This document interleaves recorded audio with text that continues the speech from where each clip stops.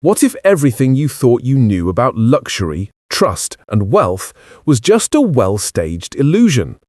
GVE London was the dealership everyone envied, a temple of glass, light, and horsepower, where rare Ferraris and Lamborghinis stood beneath spotlights and million-pound deals happened over coffee. But as the collapse unfolded, one question refused to go away. How could the UK's most glamorous car showroom hide a financial disaster for so long? Let's set the scene. For years, GVE London was not just selling supercars, it was selling a lifestyle, a myth of effortless wealth and confidence, reinforced by endless Instagram stories, influencer walkarounds, and viral YouTube tours. Every week, the showroom's glass facade reflected more than just cars, it projected the idea of limitless possibility. A place where anyone, crypto millionaires, celebrities, ambitious entrepreneurs, could step inside and feel the power of belonging. Yet beneath the flawless surface, something darker was stirring. GVE's rise was driven by a business model few understood, and even fewer questioned. Consignment agreements, rolling credit, and dazzling optics created a sense of abundance that made even seasoned collectors suspend their doubts. In this world, appearance was everything, and reality took a backseat to reputation. As long as the showroom looked full and the content kept rolling out, no one wanted to know what was really happening behind the scenes. But what does it take for a business built on image to begin cracking from within? How do you spot the warning signs when every detail is choreographed to perfection?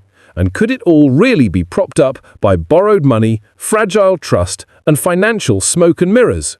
This is the story of how Britain's most talked about supercar dealership dazzled everyone, right up to the moment the music stopped. We'll expose the secrets behind the shine, following the hidden finance, the silent risks, and the pivotal choices that pushed GVE London from showroom royalty to headline scandal. Think you've seen a dealership collapse before? Think again.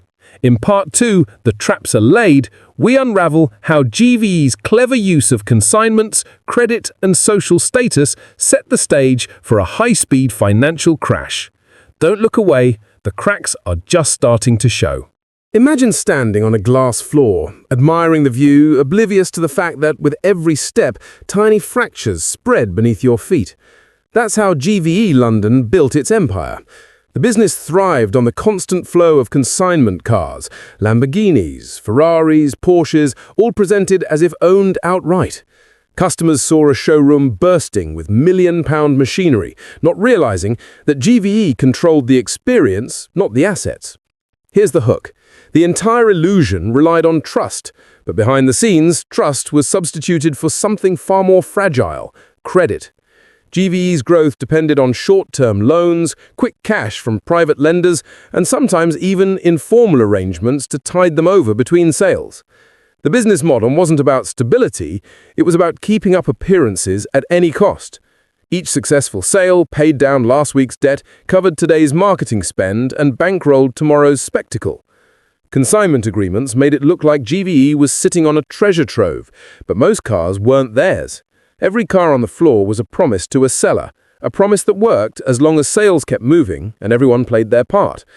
But what happens when the music slows? Or worse, stops? What happens when a single missed payment triggers a domino effect across dozens of deals? Social media fed the illusion.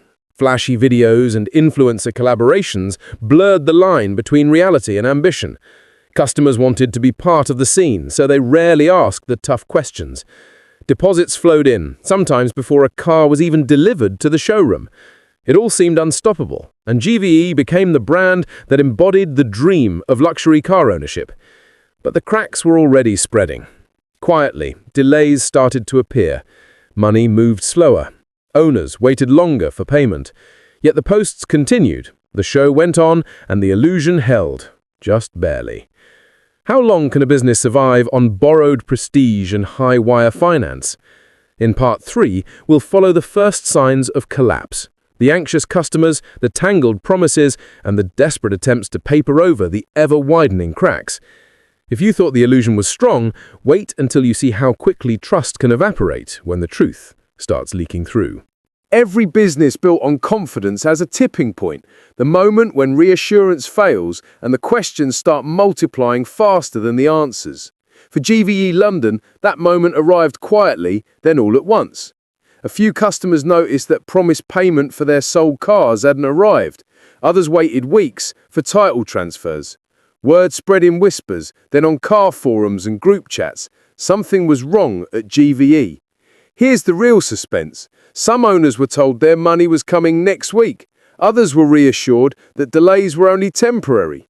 Behind the scenes, staff juggled calls, emails, and mounting pressure as more and more deals teetered on the edge. Customers who had already paid deposits for Ferraris or Lamborghinis grew anxious. The more they pushed for answers, the more elusive those answers became. The showroom, once a palace of calm, was now a pressure cooker. Some owners, desperate to recover their vehicles or their cash, showed up in person. They demanded explanations, even threatened legal action. Staff, caught in the middle, gave scripted apologies and vague assurances, hoping that by a time as the cracks spread. Meanwhile, behind the gloss, paperwork was piling up. Some cars weren't where they should be. Logbooks were missing. In a handful of cases, two buyers believed they owned the same car. The financial juggling act that had kept GVE running was now impossible to hide. The cycle was unraveling. Too many promises, not enough cash, and no way out that didn't leave someone disappointed or worse.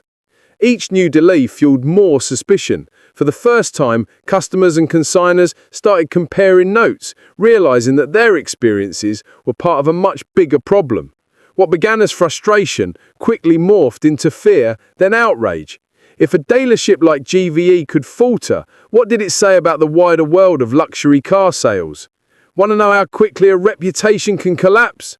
In Part 4, the panic turns public. Lawsuits are filed, creditors circle, and the hidden world behind the showroom glass is finally exposed. Stay with us, the most dramatic revelations are just ahead. Panic soon became public spectacle. The whispers of trouble inside GVE London spilled onto the streets and across social media. Furious consigners queued outside the dealership demanding answers, while anxious buyers flooded inboxes with pleas for updates on their missing cars or lost deposits. The atmosphere was electric, charged with accusation, disbelief, and the sense that something unprecedented was unfolding. This was when the legal machinery kicked into gear. Creditors, banks, lenders, and private investors demanded repayment. Owners, unable to reclaim their vehicles or money, began legal action. Lawsuits multiplied, each new case shedding more light on the tangled mess behind GVE's polished brand. The media descended, exposing stories of customers left out of pocket, luxury cars trapped in limbo, and a business model that suddenly seemed reckless, even predatory.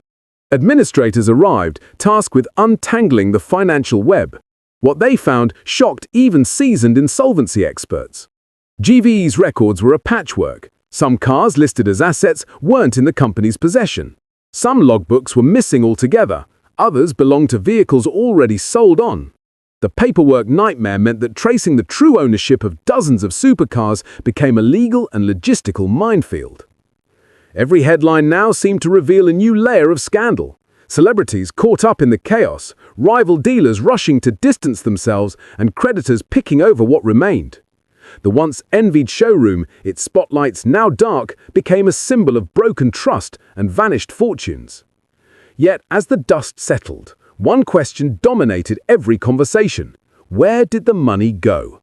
How could so many cars, so much cash, and so many dreams evaporate almost overnight? Even with administrators in control, the scale of the losses was staggering, and the aftershocks continued to ripple through the industry. The hooks don't stop here.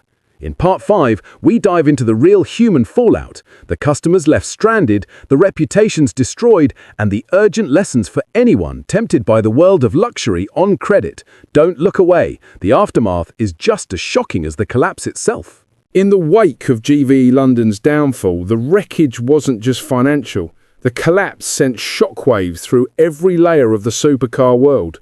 Collectors, casual buyers, staff, even rival dealers. For many, the pain wasn't just about lost money, but lost faith. Some customers found their dream cars gone for good, deposits evaporated and promises empty. Others managed to reclaim their vehicles, but only after weeks of sleepless nights, relentless phone calls and costly legal wrangling. Former staff, once the faces of luxury and trust, faced career damage and public scrutiny. Many became unwilling symbols of a broken system, their own reputations tethered to a scandal they never saw coming. Rival dealers scrambled to reassure their own clients, issuing statements and doubling down on transparency to restore shaken confidence. Forums buzzed with stories of near misses, warnings, and advice. Never assume, always check the paperwork. If it seems too good to be true, it probably is. The collapse became a cautionary tale, cited at industry events and whispered in private conversations. But the most enduring consequence was psychological. Owners and investors, once eager to buy into a dream, grew wary. Trust, the lifeblood of the luxury market, had been poisoned. Each rare car that surfaced at auction, each mention of a missing logbook, became a fresh reminder that even the most glamorous brands can hide fatal flaws. The shockwaves didn't just stop at GVE's doors, they rippled outwards, forcing a whole industry to confront uncomfortable questions. How vulnerable is the luxury market to similar collapses? What protections the buyers and sellers rarely have?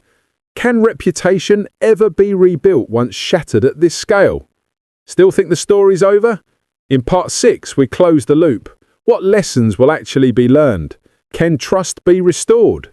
And is this truly the end of the GVE saga, or just the start of a new chapter in the world of high-stakes automotive dreams? Time has passed, but the name GVE London still hangs over the UK's luxury car world like a warning. For buyers and sellers alike, the collapse changed the rules. The idea that a gleaming showroom and glossy marketing guaranteed safety is gone, replaced by new demands for transparency, caution, and proof. Everyone is wiser, but many are poorer. Industry insiders speak now of a new era, one where paperwork is scrutinized, credit checked twice, and even the rarest supercar is not immune to due diligence. Dealers introduce stricter consignment terms. Buyers insist on seeing every document, sometimes hiring their own lawyers before a single pound changes hands. For all its glamour, the world of high-end cars has become a little more suspicious and a little safer. Yet not everything can be fixed. Some lost cars are still unaccounted for, with owners left in limbo. The legal battles drag on, memories of broken trust linger, and every new supercar scandal now echoes with the question, could this happen again? For the wider public, GVE London's collapse is more than a headline. It's a case study, a sharp lesson in the risks that hide behind appearance. Image, after all, can be bought. Trust must be earned and protected. And in a world driven by money and myth, the cost of ignoring that lesson is always paid in the end. So next time you walk into a dealership lit by spotlights and promises, remember GVE London. Ask the awkward questions, read every line of the contract, and never let the illusion blind you to the risks. Because in this world, the true price of luxury is rarely found on the sticker.